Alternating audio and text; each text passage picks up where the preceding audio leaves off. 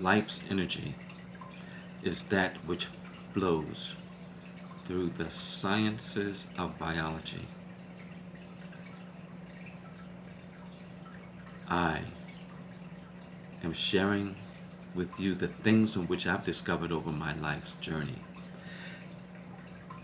Let me share with you this definition of philosophy. Originally, any branch of investigation of natural phenomenon.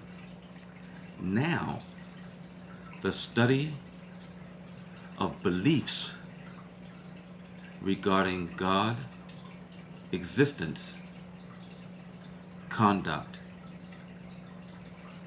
etc., and of man's relationship with the universe, a calmness of mind, composure. This is what philosophy now means.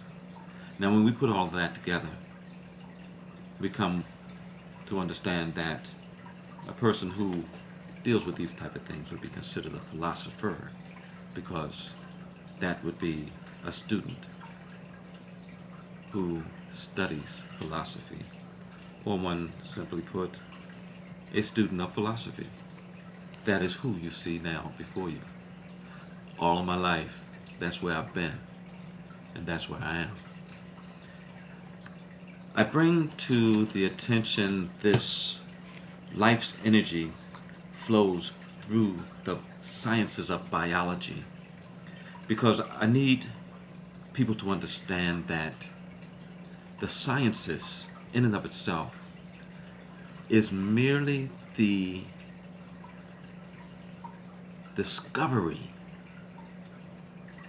of what man can comprehend, of what has already been put in action, in motion, into being.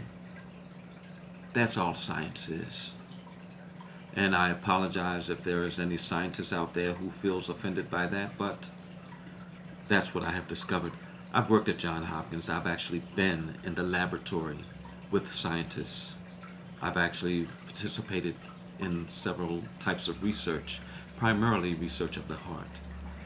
I was interested to find that my mother had surgery a few years back, I think 2012. And as the doctor was describing what he was about to do, as far as the procedure that was necessary for her to receive a quadruple bypass, it reminded me that I was working at Johns Hopkins as I was coming out of junior high school, as one of the pioneers in the research and the studying of that which he had done to prolong my mother's life. And I'm grateful to say that she's alive this day. That's what I'm talking about when I talk about empirical knowledge, coupled with divine wisdom. So, in so saying, I was sharing with my beloved today how I find it phenomenally amazing that there is a process of life that we almost really don't pay a lot of attention to, and that's the propagation of the species. Simply put, there's an egg and there's a sperm that comes together in the human body. Now, get this. Get this. The egg and the sperm come together in the human body to create one cell, which is called a zygote. This is the strange thing about this, as far as science is concerned. And of course, we're here to reason together. The egg and the sperm coming together to become one cell. This is a cell, and this is a cell, that the two become one. The egg and the sperm come together to become one cell. That one cell process is a phenomenon that is beyond the comprehension of man. I mean, it is so super deep to where they just give you what they want to give you and they figure you're going to go with the rest of the program. But check this. That egg and that sperm, the one and one come together to become one. So the two become one. But this is the flip. This is the flip. There is an energy that is made manifest from that process in and of itself that causes a reaction within that one cell to start to multiply. That one cell that was two cells comes together to become one cell to do what? Become two cells again. But check this. Those two cells are individual cells in and of itself. It's called mitosis. And that process and the energy that is inside of these two cells that came from that one cell is made manifest in these two cells that does the exact same thing as the one cell did that develops four cells. Pow! And that four cells becomes pow! 8 cells. And those 8 cells becomes pow! 16. I don't have that many fingers. But you understand what I'm trying to bring to your attention is there is growth and development that is necessary because it is the process of life. Growth and development is the process of life, which we need to recognize and understand that there is a power going on that is deeper than anything that we can possibly comprehend. Because this is the amazing thing about those cells that continue to grow and develop.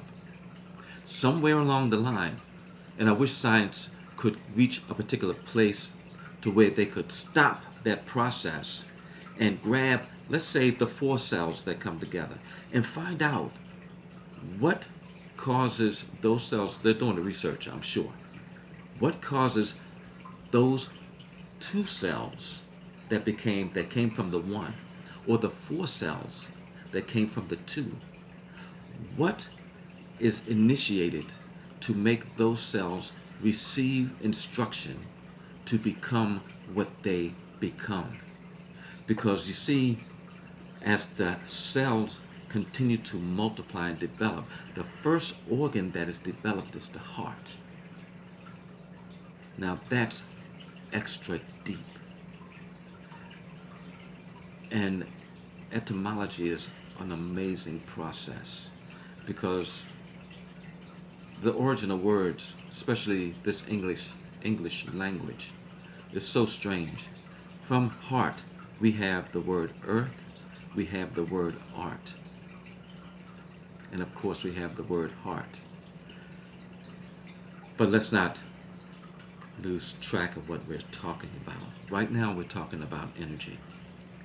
And there is an energy that makes manifest the determination as to what these cells are going to become.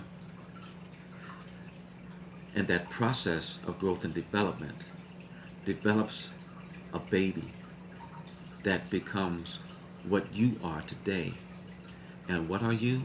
You are billions upon billions of cells that started from that one process of that 2 becoming 1. That's enough for this session. I want you to feed on that.